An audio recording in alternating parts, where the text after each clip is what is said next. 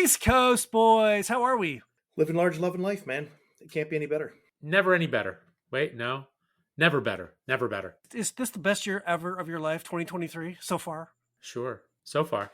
As my father would like to tell me, today is the healthiest you're ever going to be for the rest of your life. So, yeah. You know, kind of why I'm the way I am. You're dead. You're dead. A wise man. A wise man. A wise wisdom man. from Yes, beyond indeed. the grave. Wisdom. Eternal wisdom. We are back again, 2023. The Boozedancing Entertainment Network is here for you and your dancing pleasure. One show, one drink, our little mini podcast that we do, where we take a single show and a single drink and we talk about them both. It's that simple. And welcome to you all. So what do we got tonight, guys? We got a movie and a whiskey. Correct. What's our movie? Well, hold off. Let's roll the intro. I'm going to roll it. Roll it? Roll it. Welcome to One Show, One Drink, part of the What We Watch When We Drink podcast from the Boozedancing Entertainment Network, where we take one show or film and pair it with one boozy beverage. If you enjoy this show, please subscribe on Apple, Spotify, Stitcher, Google, Audible, and anywhere else you get your podcasts. You can also find us on boozedancing.com, and if you have any questions, comments, show or drink suggestions, email us at boozedancing@gmail.com. We'd love to hear from you. And we are back. One show, one drink. What's our one show? Our one show is an old movie. 1985. Old movie, old guys. Old guys, perfect for us. Fletch, correct? Correct. What's our one drink? It is the Isle of Raasay Hebridean single malt Scotch whiskey, courtesy of our friends at Impex Beverages. So we're going with an old movie and a new drink. Exactly. I like that. The whiskey is way younger than the movie. But let me tell you one thing. For me, because I've never actually made it all the way through, Fletch was essentially a new movie to me. Wow. Oh, look at that. So That's interesting. You know, when I watched it just recently, it was the first time I've watched it from beginning to end, including credits, maybe since I first saw the movie. wow. Or maybe when I saw it on like videotape. So I forgot like there was like opening music. I always catch it in the middle somewhere on TV. Yeah. This was So interesting. you get it midstream. Yeah. Yeah, always. Yep. Well, should we pour a little bit of whiskey? Yes. Then we start let's talking do that. Yeah, let's do the whiskey first. Yeah. Talk a little bit about the whiskey. You know, we could just pour it, just chit-chat. Pour it and look at. So, who wants to chat about the whiskey a little bit? Who wants to pop some notes out about it? Okay, well, let's talk about the about this- distillery first. Now, Yeah. Mike was mentioning in the beginning the tagline for this distillery. And what was now? Oh, Isle of Raasay Distillery, the first legal distillery on the Hebridean island of Raasay. The magical Isle of Raasay lies off the west coast of Scotland in the Inner Hebrides, separated from the Isle of Skye by a short 25-minute ferry journey. Experience at firsthand our exciting journey from revitalizing a landmark island building to harvesting the first Raasay barley for a generation and handcrafting the first legal Isle of Raasay single malt and Isle of Raasay gin in history. So the fact that they said legal several times, Twice. what would Twice. that say? That they were making a whole lot of whiskey just on the sly. You're 20 miles from the tax man. I guess it's okay. They got to come over on a Yep. ferry to get you. That's right. I think a lot of that was going on back in the day, right? On all Sure. those little outer islands. No one's around. Tax guy's not around. It's an agricultural product. So, Oh, wait. that's right. We got to do the noise. You got to do The a noise. cheers. Come on, man. Ready? Cheers, boys. Horrible. It's fine. As usual. Horrible. You'll sync all those up, right? Sure. But you know what's not horrible? The smell. This nose of whiskey? It's nice. So, I like it. we can talk maybe more about the details of it later. But this, like you said, is a very relatively new distillery. I don't know when they opened in the last 5 years, right? Maybe a little bit longer. And you and I got to sample some of this early on at a show. I don't know if this is the first bottling that's come to the United States or not via Impex, because they've only had a few releases. This, I think, per their website, is the fourth single malt release that they've had. So we're kind of lucky. This is getting in on the ground floor here. Mm-hmm. And, Smelled and not nice. only did they build a distillery, but they also got permission to put in a luxury hotel visitor center. Yeah. Nice. So they're getting awards for the whiskey and also awards for the travel and tourism piece of it. It looks really cool there. That's for sure. I got to say, you know what looks cool? The bottle. It is cool. And they have a gin as well. And the gin bottling looks cool too. Yeah, the bottle looks like it's got like a texture almost. It's not etched. Maybe it's just the way they mold the bottles or Textured. whatever. It looks really good though. This is 46.4%. And it tasted. It's got a little bit of heat to it. Did you taste it already? I did. I'm just going on the did. nose. The nose is very like fruity and tiny bit It's of very peat, fruity. Yeah, I'm a little surprised it's peated. lightly peated. It's just peated at all. I would have thought maybe some of the outer islands or the inner Hebrides, they wouldn't have access to peat. You probably can't take it off of the island you're on. So it surprised me they're using peat. When we come back in our next segment on the whiskey itself, we'll talk a little bit more about the components because that's a pretty interesting part of the story of them. That is really nice. A little briny, maybe? A little bit. Little Tiny salty? bit. But it's more like fruity with a little bit of peat. Just a wee bit of peat. Like it's not a slap in the face or a kick to the crotch, as Mike would say. It's more of a just like a little, like, like after a shave, when they put the tonic on your face, just a little, like a little, I don't know if I could hear that. But yes, exactly, like that. So you're saying it's like when they lean you back in the chair and they put a little bit on in the hot towel as opposed to leaning you back in the chair to waterboard you. Exactly. Right. Exactly. Or the guy walks in with a shotgun and, oh, wait, that's a wrong movie. Wait, that's totally different. Totally different. Are we talking about the finale of one of the greatest movies of all time? Yeah. Well, it's funny you mentioned that, and we'll get to that in a little bit when we start talking about Fletch. The christening scene There's a little bit of a little tie-in to with Fletch the movie. and The Godfather. Oh, okay. We'll come back to that. But we'll get there. It's very We'll get tiny. there. It's not even a plot point. Got it.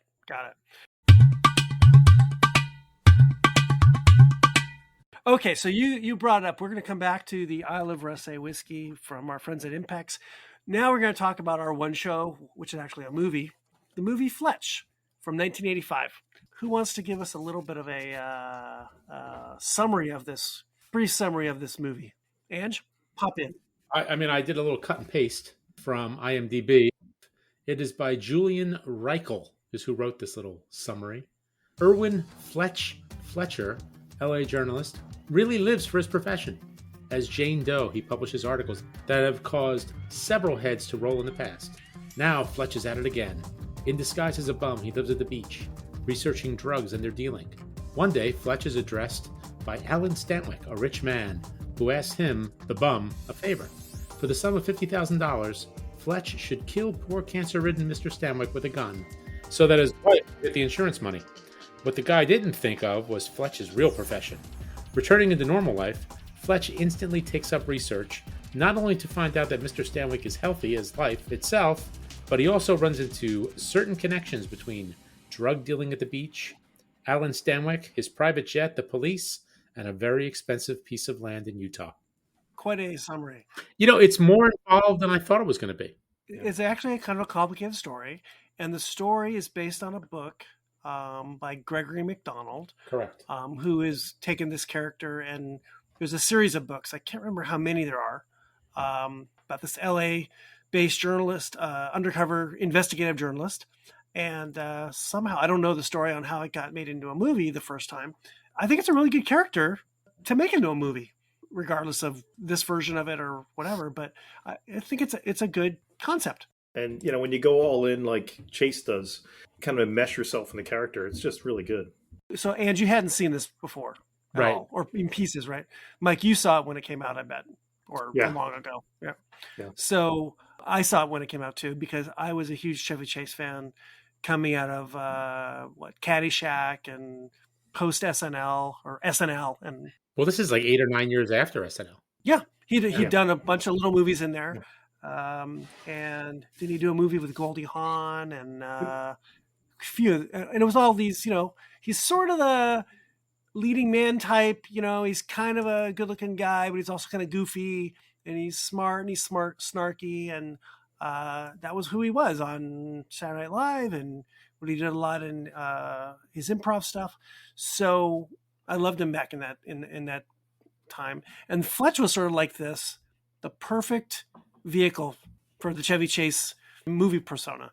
And he's a kind of a ladies' man, and he's snarky, and he's not, but he's smart, and he's funny. He's a little of everything, and he's kind of the surprising part, I guess, is that he's actually pretty. He's a good journalist and kind of can figure out a crime too, and gets himself into bad despite all the situations. silliness, he's actually good at his job. Yeah. I was doing a little bit of poking around, doing a little bit of research, and they had said that, this is Chevy Chase's favorite film that he made because he was like, this movie is most like himself. Interesting. So he was I can see that. he was just being himself. Yeah. Yeah, I could see this or his Caddyshack character Yeah. being the most like himself. So I saw it last week, and then I watched it again, I think last night, just to kind of get a feel for it again. Because the first time I really didn't know what to expect. Because like I said, I've only seen bits and pieces of it. And the two of you have talked about it so much and just thrown all the lines. So the first time around, I was a little underwhelmed because I was expecting like your typical comedy, like let's say like Caddyshack, where, Rodney Dangerfield comes in and just gives these lines. It's a real big showpiece. These are really literally throwaway lines. I mean, he's just kind of just mumbling under his breath practically, just making things up as he goes along. So when I saw it the first time, it felt like he improvised the whole damn thing, where he's stumbling and bumbling over his like various identities, Dr. Rosenpenis and all that kind of stuff. Rosen. Right. And he's just making all this crap up, making up these little lies as he goes. So it kind of threw me off the first time. So while I enjoyed it, I was like, it's okay. But the second rewatch was a lot better. The second rewatch was actually a whole lot better. I enjoyed it a lot more because I knew it was coming and I kind of knew why he was doing what he was doing. So, I mean, there was a purpose to it wasn't just him being silly. He's, trying to do a little digging. I can see from your perspective thinking you're not sure what you're getting yourself into. And having seen it a million times now, I think, and I kind of recall back in the 80s when I did see it, we knew that it was a comedic version of a investigative journalism crime novel thing. I mean, like a detective, right? Yeah, but we knew it wasn't a screwball comedy. Right. And that's not what it is, right? It's just he's a funny character who's trying to solve a crime. And the story's a little convoluted, but it's of that era. That's the kind of the way they were written, a lot of bad LA cop dramas back then. Another thing with the first watch that I thought was really jarring was the soundtrack, because it was like really loud. Like it just felt really just intrusive. Would that be a way to do it? Like it wasn't like the first time, because I forget it's 1985 and it had a very 1985 soundtrack. Very 1985 soundtrack. And Mike and I were talking. A theme song. Right. I love the theme song. And Mike and I were talking beforehand. Who'd you say the composer was? Hans Hugo Harold Faltermeyer. And this guy's done a tremendous number of films. Midnight Express, American Gigolo, Beverly Hills Cop, Top Gun, Beverly Hills Cop 2, The Running Man, Starlight Express, Tango and Cash. I mean, he's just done everything. And he won 2 Grammys, one for Top Gun and one for Beverly Hills Cop. That's funny. But it's just got a real 80s feel to it with the electronics and all that. Yeah. It's like your favorite band Rush, like a Rush 80s album with the crazy electronic keyboards. Totally. Yeah. Yeah, it is. It's very much so. Yeah. And I like it because it's an LA environment. You got Lakers, you got Chick Hearn, you got Kareem Abdul-Jabbar, a lot of Laker references. The beach, Santa Monica Beach. It's the freeways. It's very, very LA centric, and that's kind of fun. Pick and roll sounds like a fast food restaurant. They have a cameo from Chick Hearn and from Kareem Abdul-Jabbar, right? Yep. Which how many movies have that? 6'5", 6'9" with the afro.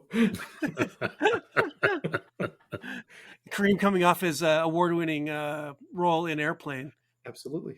The character's funny because he's this great journalist for this, let's say, the LA Times, but he's that guy who can't make his alimony payments, and he's, does whatever he can to, get some cash in his pocket, and probably has a million late bills and never turns a story in on time. Yet he probably wins some awards and he's well known somewhat in his little world. And people kind of bend over for him a little bit. So the story's fairly basic. He's trying to solve a crime of some conspiracy thing going on with the cops, LA cops, and the chief of police is kind of a famous actor, one of the many famous castings in this movie. That's Joe Don Baker. Joe Don Baker, Was right? he walking tall? Who's Is that? that him? Yeah, he's walking tall. He's still alive. He's 86. Wow. Chevy 79. Wow. The Alan Stanwyck that you talked about, Ange, in the summary, is played by Tim Matheson. Right. And I think there's a connection with Matheson and Chevy in that they were both the good-looking Harvard-type guys of the SNL National Lampoon era. The guys that get the girl, they were smarter than everybody else, but they also got in trouble. Matheson was, of course, famous for being in Animal House.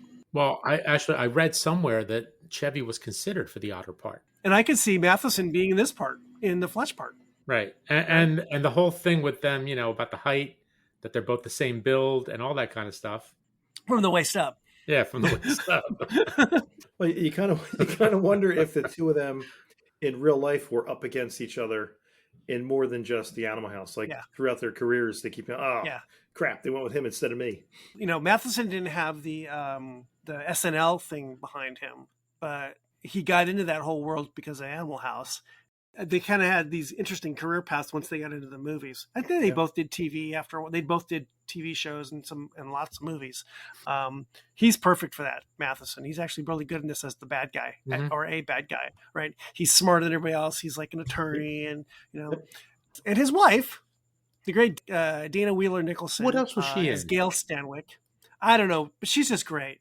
She's pretty. She takes the screen. She knows that Chevy's not right, but she likes him, and she laughs at his jokes, and she's not sure, but she's sure. She is so good. Those scenes with her and him together are so great. What I thought was funny in this was they're both born in the 1940s, and she's born in 1960. And when you watch it, you don't realize there's that much of an age difference between the two of them because they're both rather youthful-looking people. But now you look at it and you're like, it's typical Hollywood, where they get the much younger girl to be involved with these older guys. But you're like, well, they didn't look like older guys then. They were just guys. They're both in their 40s, I guess, and she's 25.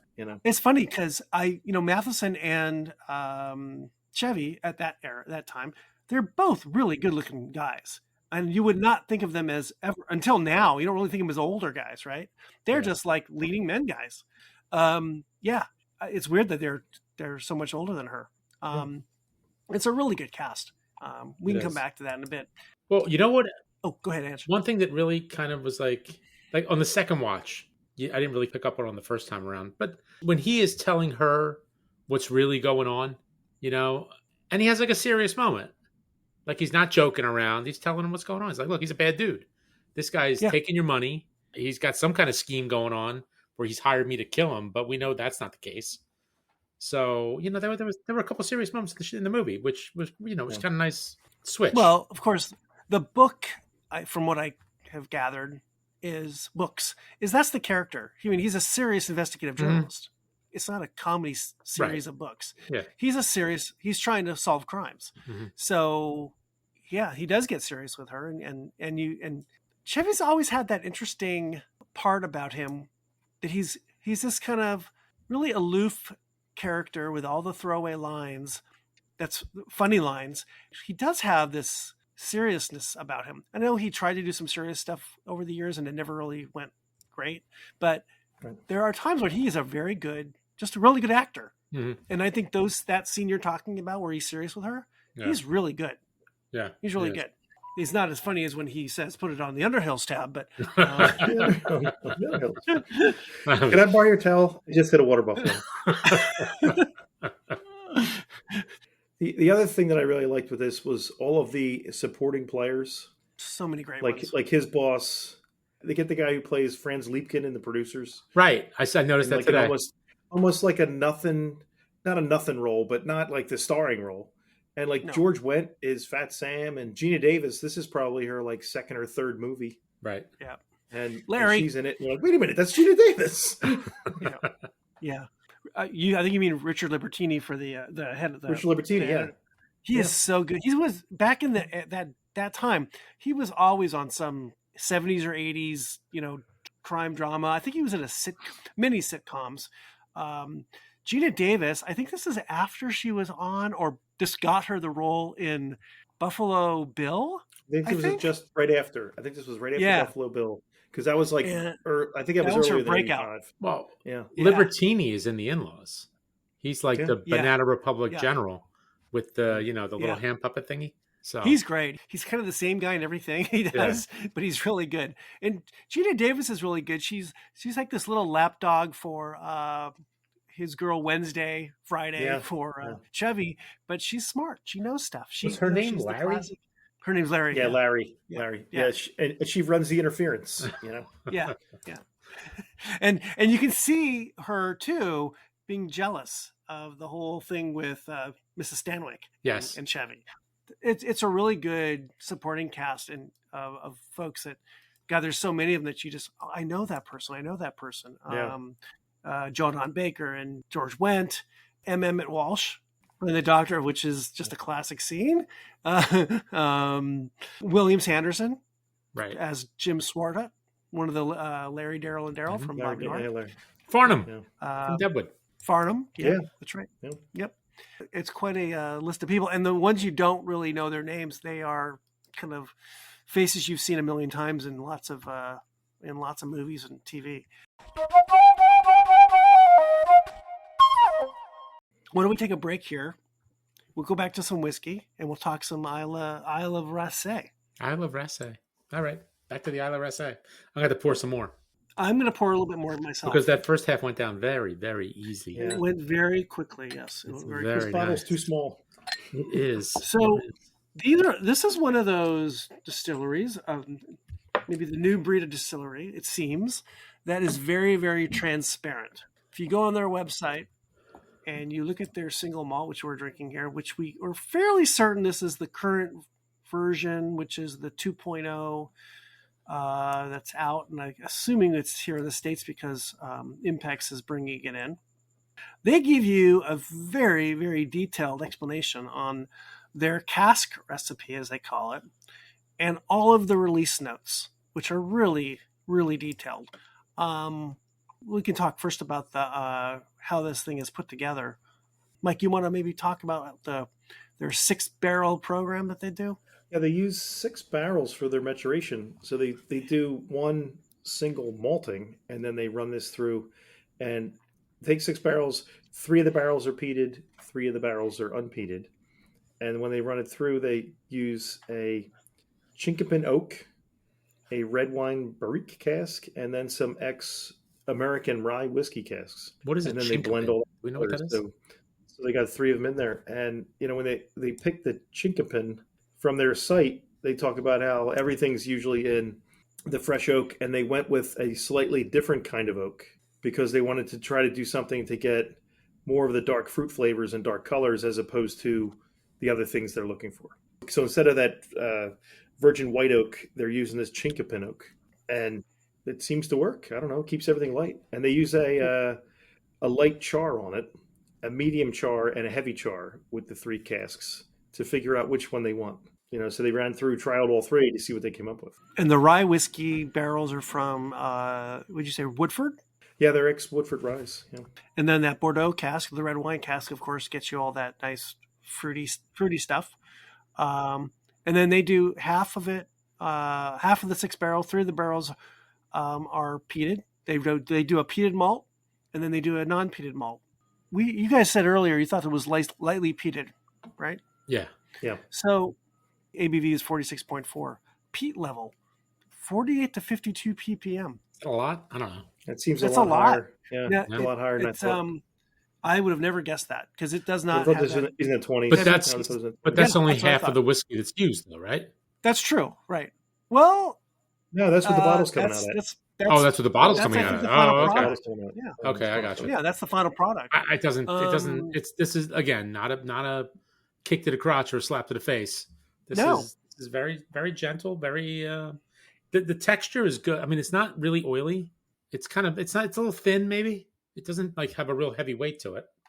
Give me one sec while we're looking here. I don't remember if it said on the website where the peat was from. It said Highlands. I don't know. You know what I mean? Oh, it's Highland peat. So it's not an Isla So they're bringing peat. the So peat it's in not from going to. somewhere else. Yeah.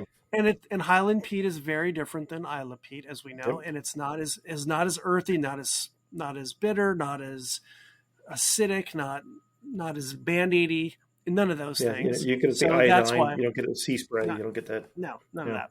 No. It's more like tobacco-y, the smoke, because it's kind of sweet. Very light. Yeah, You a little know? bit sweet. Yeah. It's like a sweet, like a light tobacco or a pipe smoke kind of thing. So it's not smoky, again, like in the Isla sense of the word smoky, but there's definitely a smokiness to it. This is a very interesting whiskey and new to the. I just saw something pretty funny on here.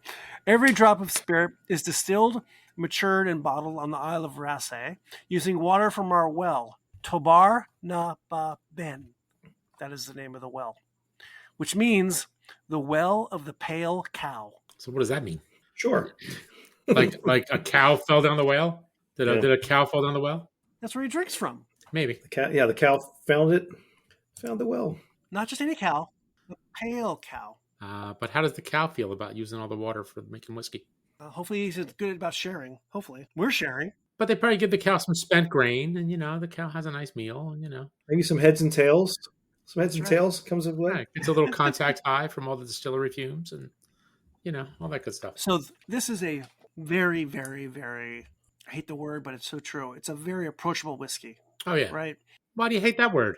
I don't know. It's It's not smooth. You're not saying smooth. You're saying approachable. no. Yeah. I think if you were not a whiskey drinker, I think this would be something you could kind of get to like. You're very approachable. Is that a bad thing? Is that an insult? Some people say it's a really bad thing. You're not smooth though. You're not smooth, but you are approachable. Ew, hardly. Only like once a week after I shave. No, I think it's a very nice whiskey, and I like the fact that it's got a little bit of the smoke to it. Not a lot, a little bit. Yes. And the 46% is nice too. It's 46.4. So it's one of these like, okay, so I'm going to guess you tested this at, 45, 46, 47, and kind of figured out what was the exact right number, because they have four different releases on there, and every one of them is 46.4. Oh, Oh, So that's I'm- interesting. So is that 0.4 like that pinch of sugar?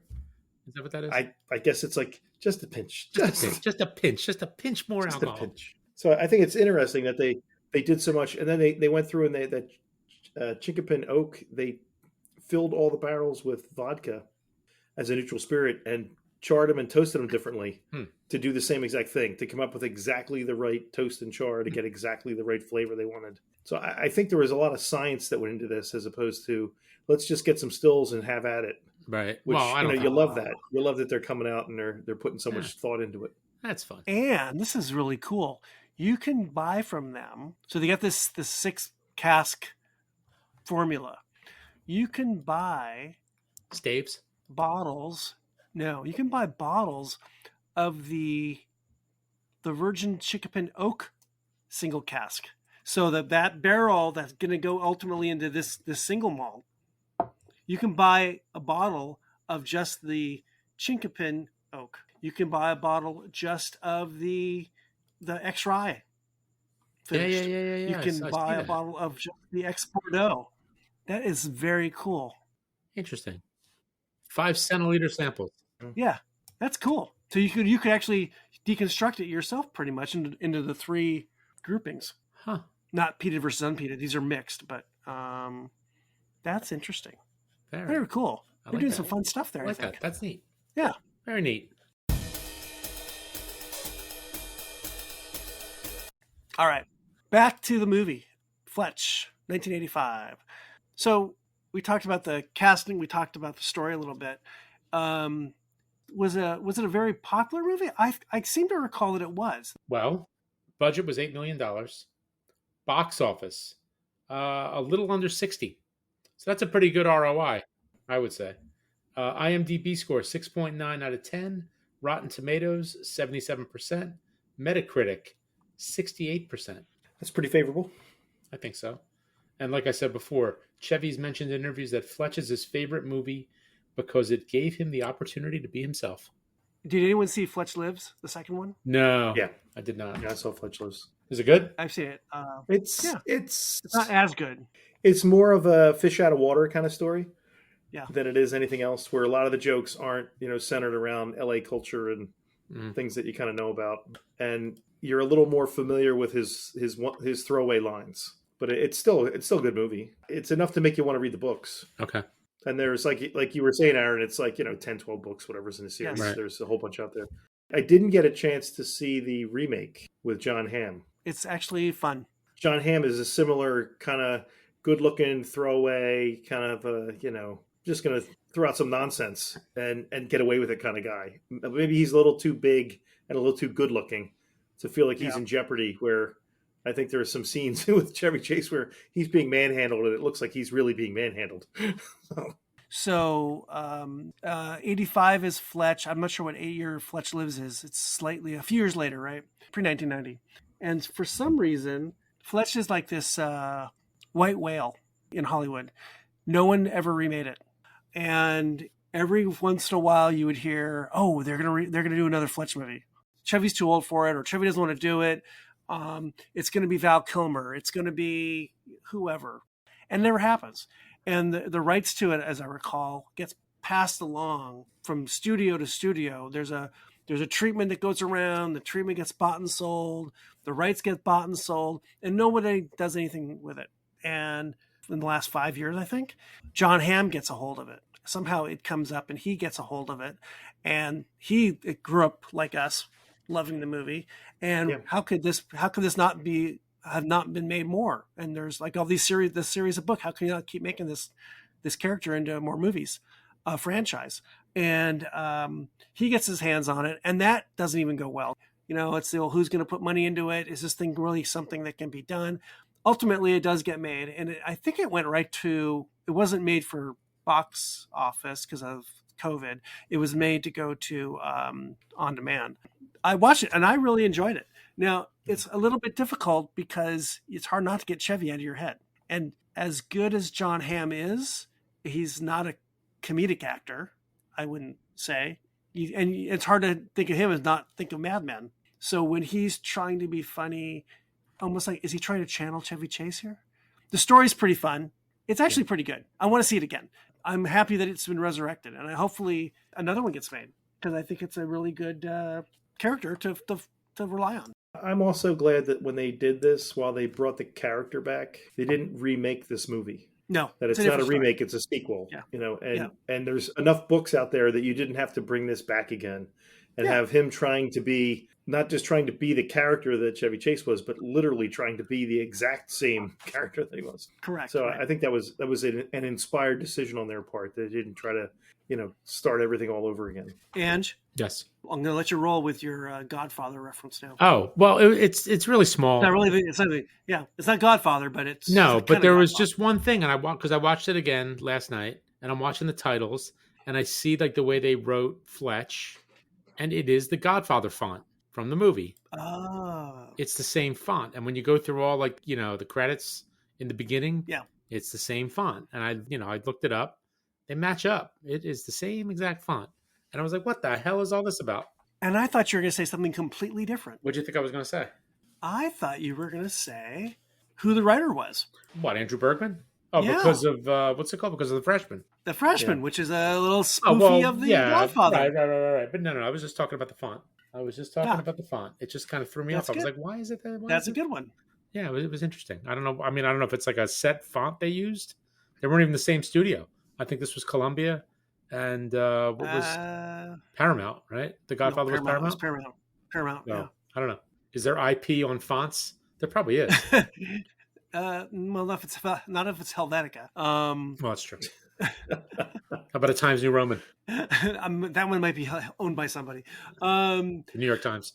I cannot think of this movie without the music now, and the chase scene with Chevy has commandeered the car from the kid. Yeah, the Alfa Romeo. And drives like crazy all over the 110 freeway and wherever he is here in LA. And that music that's going on behind him. Yeah. It's like from Beverly Hills Cop, and it's from every movie of that That's era. a hell of a chase. It's a hell of a chase. I can just hear that kind of soundtrack going on in my head from that era. It's like, I don't know, Magnum PI and every cop show of the era and every chase scene was the same kind of music. And that's his thing, you know. And then he also did. He was behind Glenn Fry's "The Heat Is On." There you go. That could have been the background music. Yeah. That could have been what went on. You know? Yeah. Yeah. And you had some pretty good line in this cheat sheet you gave to us. Oh, the rundown. About, of all the different funny lines in the movie. It's so good. I mean, they're almost hard to read and give them justice. Well, the longer ones are tough, right? The whole Babar thing. Yeah. How long have you had these pains, Mr. Barber? That's Babar. 2 B's? No, 1 B. BABAR. Now that was who? M. Walsh? Yeah. And, yeah. That's a guy who's in like everything too, especially that time. At the era, yeah, he was in a lot. He is a hell of a character actor. He's actually still alive. He's 87. Yeah, he's good though. He's solid. And yet he seems so much older than Joe Don Baker in the movie. Right. And they're you're right. They're a year apart. That's just That's crazy. incredible. God, that is really incredible. He was in Midnight Cowboy. Who is? Wow. M. Emmett Walsh. There's like a whole slew of those kind of guys. Him, Harry Dean Stanton. They did a whole lot of work in that whole period. You know, you just see them. It's like, all right, you know, you got those guys. They just bring them in. They can do it. Look, I'm looking at his list of movies. Little Big Man. And this is before he gets actually getting, well, I guess he's always a character actor, right? They Might Be Giants. What's Up, Doc? Serpico. Nickelodeon. Slapshot. Airport 77. The Fish That Saved Pittsburgh. The Jerk. Raise the Titanic. Reds. Cannery Row. Blade Runner. Blood Simple. Popo Greenwich Village. Fletch. Wildcats. Critters. Boy, Back to School. Oh, that's right. Back to School. He's in Raising Arizona. He's in so many different things. Oh my God, that's incredible. Yeah, he's in a lot of movies. Amazing. He has a small scene in My Best Friend's Wedding, which is, a rom-com. Yeah. Where everyone in the restaurant starts to say a little prayer for you. And because the one guy starts telling this ridiculous story about, going to see this crazy friend of his, and they start singing the song. And when they're singing the song, he bursts into song as well, where he has this deep, like, gravelly voice, and he's singing as well. It's just so funny. He's good. My friends and I, growing up, we lived on lines from a lot of these movies, especially Caddyshack, Meatballs, a lot of the Bill Murray stuff, but the Chevy stuff too. And a lot of these lines, I actually, they would just show up out of in my just normal everyday stuff, and it's fun to revisit them again. They're not so much in my head anymore, but he was so Chevy, right? You can't keep me here, Chief. Maybe I'm not going to keep you here. Maybe I'm going to blow your brains out. Well, now, I'm no lawyer, but I do believe that's a violation of my rights. Hey, why don't we go lay on the bed and I'll fill you in? I'll fill you in. That was one of those lines. Anyhow. You using the whole fist, Doc? And like I said, because my expectations were like super high, then I go back the second time and you're actually just watching, before I'm watching it, trying to pick up all the stuff you guys were spouting for days. Now I go back and actually watch the plot, watch the story, and really get into the movie. I would recommend now going a third time. Mm-hmm. No, because then you're going to get the whole thing, the whole package. You know what Chevy's thing is. Right. You know what his pathos is. Yeah. And then you've got the story too, which is good. Yeah. You know what annoyed me? Not annoyed me, not him, not the movie itself. But in the very beginning, like the first scene of the movie, where he's sitting on the beach and they're trying to figure out what's the guy's name? Red or what? George Wendt's character. They're trying to figure out where he gets the drugs, and he's talking to that one kid. He asks him how old he is. He's 19, and he just keeps throwing the sand, saying the same thing over and over again. Like, where'd they find this guy? And that's like what you open, and that's where you open the movie with that guy. Yeah, he was terrible. I've said it for years. I want to go and read the books. So do it. It's like Leonard Elmore. Elmore Leonard. Elmore Leonard. Leonard Elmore. That's Leonard Nimoy. I was thinking of a basketball player, Len Elmore. Elmore Leonard. Those, those LA-based writers, crime drama. Elmore Leonard's not LA-based though. I thought he was. Most of his stuff is like Detroit, Florida. I thought he was from LA, but he's from LA. So I think he might be from Detroit. A lot of his stories are in Detroit. Okay. So. But I just like that kind of, you get the way the lead character is. They're not perfect by any means, and Right. they've got lots of problems. And what's your cowboy guy that they're bringing back? My cowboy guy? Oh, Justified. Yeah, Yeah, Tim the yeah, Elephant. yeah, right. They're very Raylan Givens. not perfect people. Nope, right? not at all. They got their issues. Yet they can figure out a crime. All right, well, that was Fletch from 1985. Mr. Chevy Chase, whatever you think about him, he was a funny actor. I guess he still is in some ways. He was funny in Community. He was. I like him in Community. Yeah. Let's go back to our whiskey once more, the Isle of Raasay. A little parting thoughts on the whiskey? Little parting thoughts on it? I like it. It's really nice. I like it a lot. I would pick it up. They started production in 17, so Wow. this is a pretty young whiskey, and I can only imagine how good it's going to get when it gets older. Right. Yeah. When were we in Chicago for Whiskey Jubilee? What year was that? I don't remember. It was pre-pandemic. I know that. Was it 19 or 18? So 19. Yeah, so 19. Was it so 19? that's when I remember we saw there was a guy, and I remember the guy who's standing. I don't remember. I really don't. The counter. He was nobody knew what this whiskey was, so they kept walking by his booth. Mhm. I really felt bad for the guy because can't say the name of the whiskey, who'd ever heard of it. Yeah. And I went to talk to him, and I kind of recall him saying that this is not our final product, and maybe because they had just started producing. But I thought I remember someone saying it was sourced in the beginning. But whatever. Now we've got a global presence, right? Now we're here in the States, and they're getting good words about them, and our friends are bringing it in. Do we know what the bottle goes for? Let's check that out. I'm just curious. I don't know if they have a price on these things or not. Let's see. Whiskey Exchange has it for $88, but that's in the UK. Right. So it's probably going to be more here. No, about the same, maybe ish. The gin goes for $32, and batch 2 was going for $50. There you go, $50. The gin's not bad, I guess, and the single malts, for a single malt, that's probably not bad. $50. That's not bad at all. I'm very pleased. Let us thank our friends Chris and Sam at Impex for the samples of the Isle of Raasay Hebridean single malt.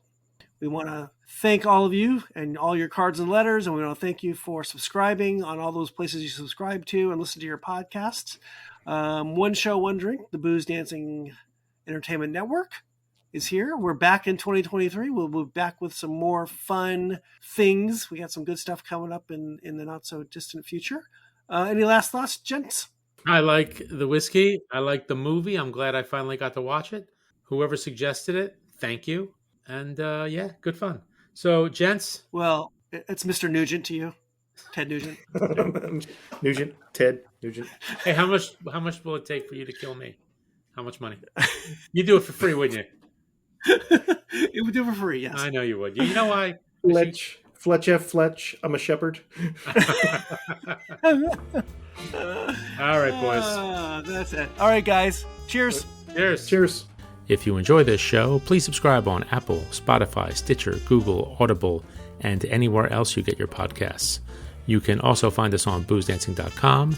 And if you have any questions, comments, show or drink suggestions, email us at boozedancing@gmail.com. We'd love to hear from you.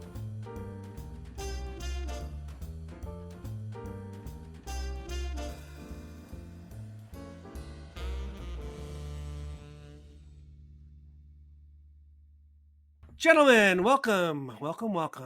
Happy New Year. We are on again. How are we? That was a horrible beginning. You're going to cut all that out. That sucked. We'll Sorry. start over. Yeah, I will. It's the usual. You jackass. I know. All right, here we go. I hear the music in my head. Okay. Okay. I'm used to the beginning. It's funny. You know I'm not cutting this out, right? I know you're not. You realize that. I know you're not. It's just going to be 20 minutes of this. It's like Corman and Tom. Tim Conway. Tim Conway. Who's going to break first? Okay, now I'm ready.